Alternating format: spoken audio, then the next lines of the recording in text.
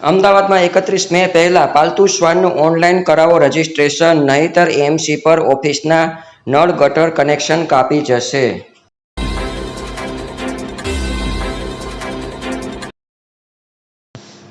અમદાવાદના હાથીજણ વિસ્તારમાં થોડા દિવસ અગાઉ એક 4 માસની બાળકી પર પાલતુ શ્વાને હુમલો કર્યો હતો અને સારવાર દરમિયાન બાળકીનું મોત થયું હતું. ત્યારબાદ પોલીસે બાળકીને મૃતદેહનું પોસ્ટમોર્ટમ કરાવીને શ્વાનના માલિક સામે ગુનો નોંધતા શ્વાનના માલિક દિલીપ પટેલની ધરપકડ કરાઈ હતી.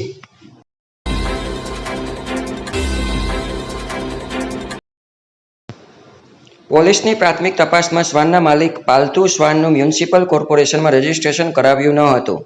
ત્યારે હવે ભવિષ્યમાં આ પ્રકારની ઘટના ન બને તે માટે નિયમોને વધુ કડક બનાવવામાં આવ્યા છે.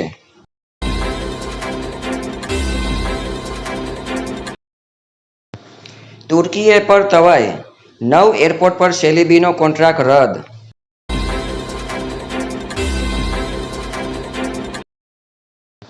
પાકિસ્તાન સાથે ઘર્ષણ પછી યુદ્ધવિરામ બાદ હવે ભારતમાં બોયકોટ તુર્કીએ ટ્રેન્ડ થવા લાગ્યું છે. મુસ્લિમ દેશ તુર્કીએ આતંકવાદ સામે લડી રહેલા ભારત વિરુદ્ધ પાકિસ્તાને હથિયારોની મદદ કરી હતી.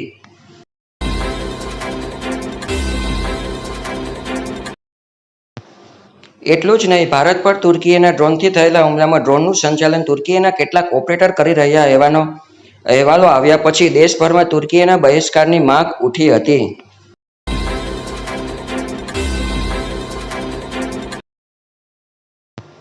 પ્રવાસન, વેપાર, શિક્ષણ ક્ષેત્રથી લઈને સરકારી કામકાજમાં તુર્કી અને તેની કંપનીઓનો બહિષ્કાર થવા લાગ્યો છે.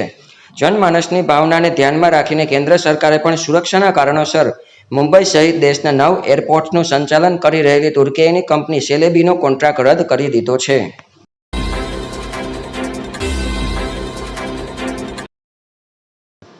જમ્મુ કાશ્મીરના પહેલગામમાં આતંકી હુમલામાં હિન્દુઓની હત્યાનો બદલો લેવા માટે ભારતના ઓપરેશન સિંદૂર પછી ભારત અને પાકિસ્તાન વચ્ચે યુદ્ધ જેવી સ્થિતિનું નિર્માણ થયું હતું.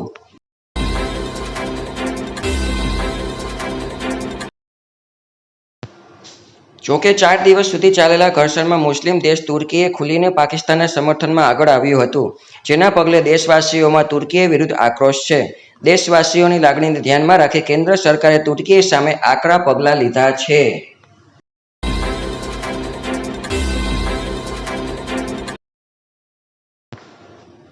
મુંબઈ અને અમદાવાદ સહિત ભારતના 9 એરપોર્ટ્સ પર ગ્રાઉન્ડ હેન્ડલિંગ સર્વિસ આપતી તુર્કીની સેલિબી NANS airport services India limited કંપનીનું લાયસન્સ રદ કરી દેવાયું છે.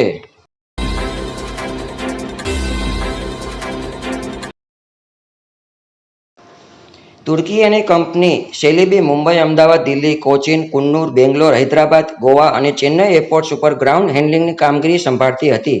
કંપનીએ મુંબઈ ઇન્ટરનેશનલ એરપોર્ટથી આ કામગીરી શરૂ કરી હતી. બાદમાં એક પછી એક 9 વિમાન મથકો પર તેને જવાબદારી સોંપવામાં આવી હતી.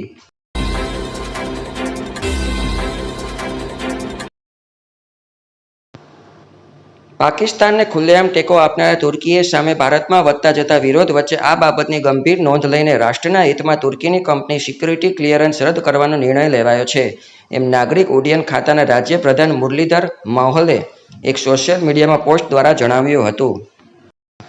દોસ્તો, આવા જ બ્રેકિંગ ન્યૂઝ અને મજેદાર ન્યૂઝ સાથે અમારા વિડીયો સાથે તમે જોડાવા માંગતા હો તો આ વિડીયોને વધારે લાઇક કરો, શેર કરો અને સબસ્ક્રાઈબ કરો.